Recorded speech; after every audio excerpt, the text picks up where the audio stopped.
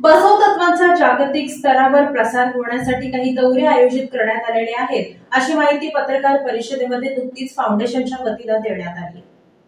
बसव तत्वांचा जागतिक स्तरावर प्रसार व्हावा याकरिता बसवभूमी बसव कल्याण येथून बसव ज्योती यात्रा कर्नाटक राज्यातील बिदर बसव कल्याण मार्गे महाराष्ट्रात सोलापूर, पुणे, मुंबई येथून दक्षिण आफ्रिकेत पोहोचणार आहे।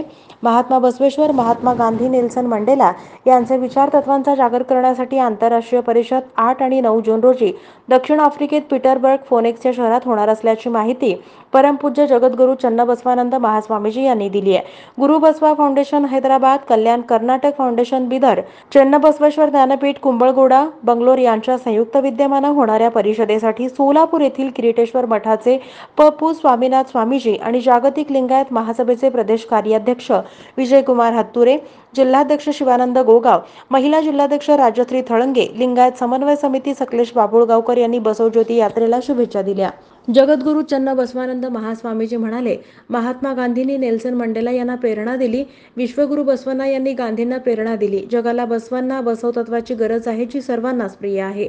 जगातील विविध देशांमध्ये परिषदा आयोजित करून बसव तत्वज्ञानाचा प्रसार केला जात असल्याचं त्यांनी सांगितलंय।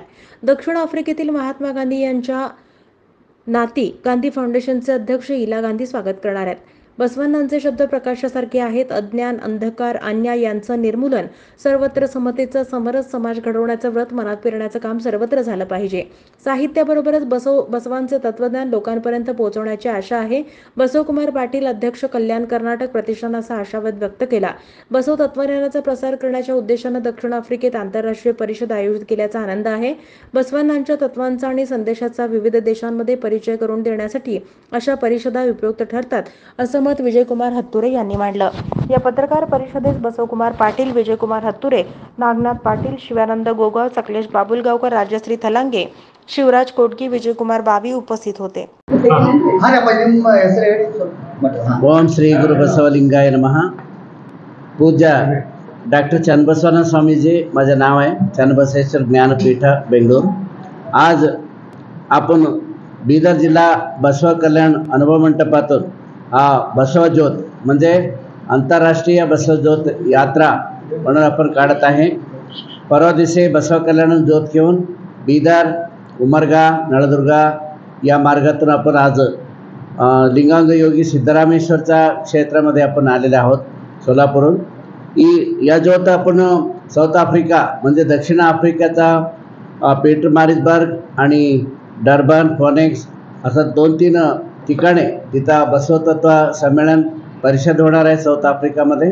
5 तारीखपासून 11 तारीखपर्यंत साऊथ आफ्रिकामध्ये बसवतत्वाच्या प्रचार आणि प्रसारासाठी आपण दक्षिण आफ्रिका नेणार हे ज्योत।